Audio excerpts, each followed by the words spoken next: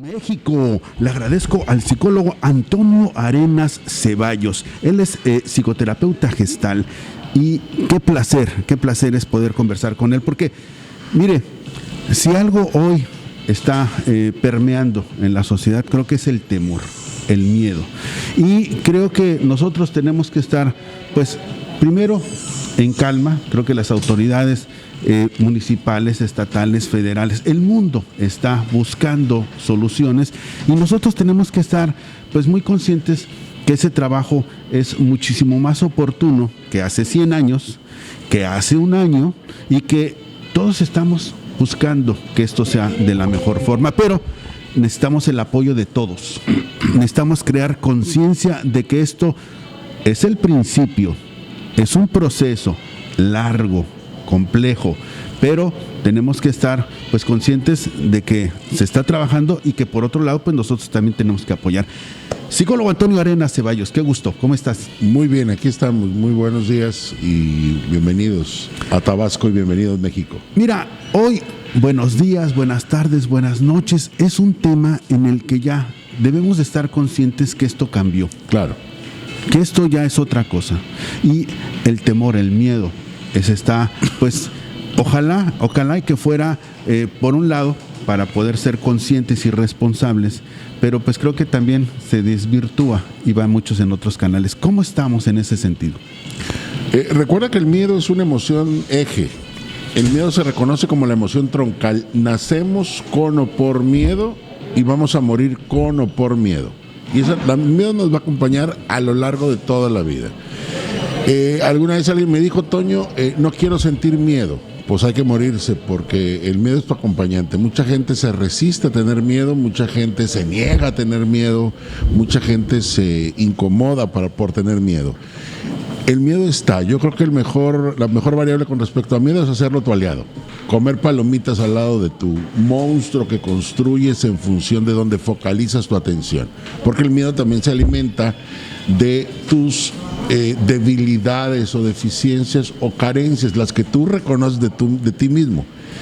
Y entonces, como el miedo es interior, es un caldo de cultivo muy especial, porque nadie te conoce mejor que tú, nadie conoce tus miedos mejor que tú, nadie conoce lo frágil que puedes llegar a ser en ciertos temas como tú, y entonces por eso el miedo es un eje de potenciación. En algunos terrenos como los que estamos ahora, estamos en un principio que se conoce como principio de supervivencia. El ser humano se siente en riesgo y ante el riesgo se defiende de alguna manera. Por desgracia, tenemos una sociedad en cierto grado polarizada, desde la información hasta las posturas.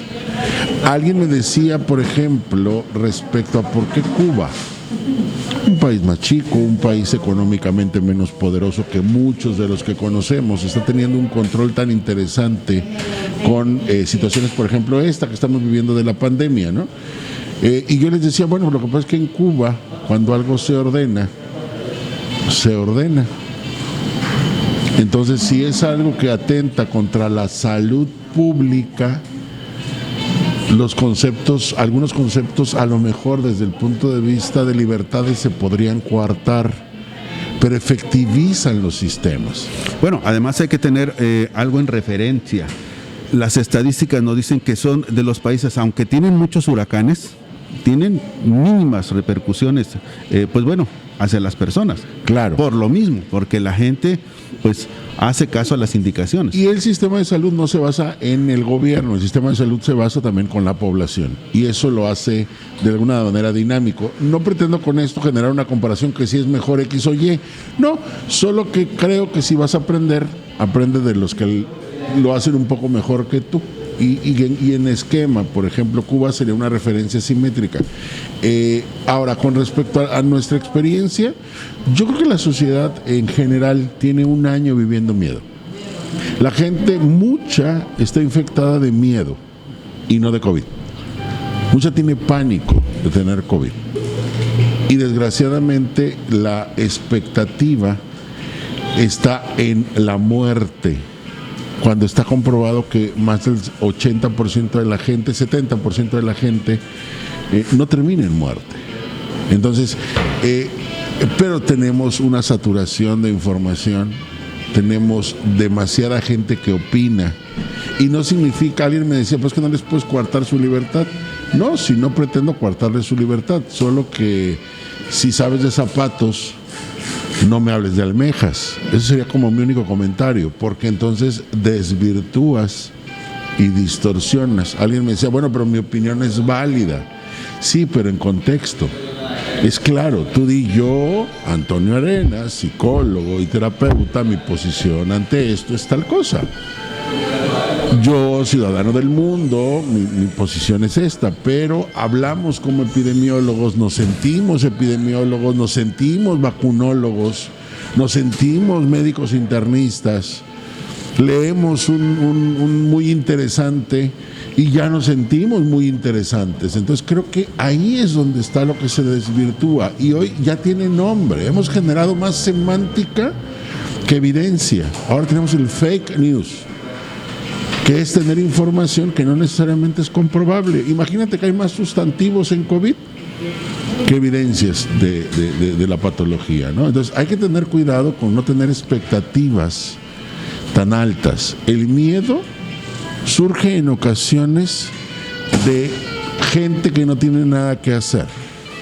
Totalmente de acuerdo. Y esto es algo vital, porque pues no estamos ayudando, no estamos colaborando, y esto es algo importante. Tenemos que generar ejemplo. O sea, lo más importante hoy es, me parece, pues ser un ejemplo para nuestros hijos, para la formación educativa que tenemos ahí pendiente, y por otro lado, pues aprovechar la oportunidad de que esta circunstancia, este padecimiento nos está poniendo a prueba, ¿sí? Comercial, social, familiar, o sea, y esta es la posibilidad que cada quien puede tomar la decisión que quiera, la buena o la mala. Sí, en ese sentido ha sido una experiencia, y ha sido una experiencia nueva, y yo creo que cada un número largo de años se vive una situación como esta. Yo te lo comentaba hace algunos tiempos, yo conocía pandemias en libros, yo nunca había vivido en una situación pandémica. Es en ocasiones muy complicado explicar una realidad que nos rebasa en algunas cosas. COVID en primer tiempo nos rebasó en conocimiento. Teníamos conocimiento de enfermedades similares, sí, es cierto, pero el mundo no actuó, al menos el mundo clínico actuó basado en la conciencia, en lo que tenían conocimiento, en lo que había soporte. Creo que en ese sentido, bien lo decía el doctor Kumate, ¿no? Y se lo decía a sus alumnos. No fui alumno del doctor Kumate, pero conozco cercanamente a una persona que sí lo fue, y él decía que el error ojalá sea de tu intelecto y no de tu corazón, porque si un médico comete errores del corazón tenemos problemas serios. Y yo creo que si alguien se podría acusar de algo fue de que COVID nos agarró a todos conociendo influenza H1N1, y hasta ahí estábamos, claro, porque COVID representaba una macrocepa de niveles superiores a los que teníamos en aquel momento histórico. Finalmente, como bien dices, la ciencia, los médicos, la tecnología se mueve a pasos agigantados, al grado de que al año las primeras empresas farmacéuticas y de investigación tuvieron la vacuna, y hoy están autorizando una sexta o quinta vacuna a la par, ¿no? Eso significa que vamos a tener más a la mano medios para generar resistencia, no inmunidad, que quede claro. Es decir, no significa que hoy me vacuno y en automático llevo otra vez una vida disipada como la que llevaba antes y demás. Incluso, ¿no? Se sabe que teniendo la vacuna te puede dar, va a ser mínima, pero te va a dar. Claro, o sea, te puede dar. Entonces, hay que cuidarse.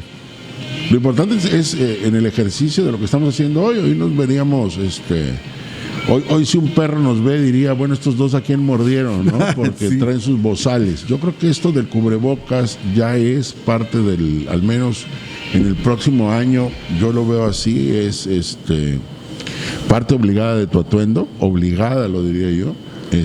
Lavado de manos, no compartir alimentos, guardar sana distancia. Creo que estos componentes son elementales y serán elementales en los próximos tiempos para poder realmente, si somos en el colectivo social un aporte, realmente una evolución en el concepto, al menos en el concepto de esta pandemia.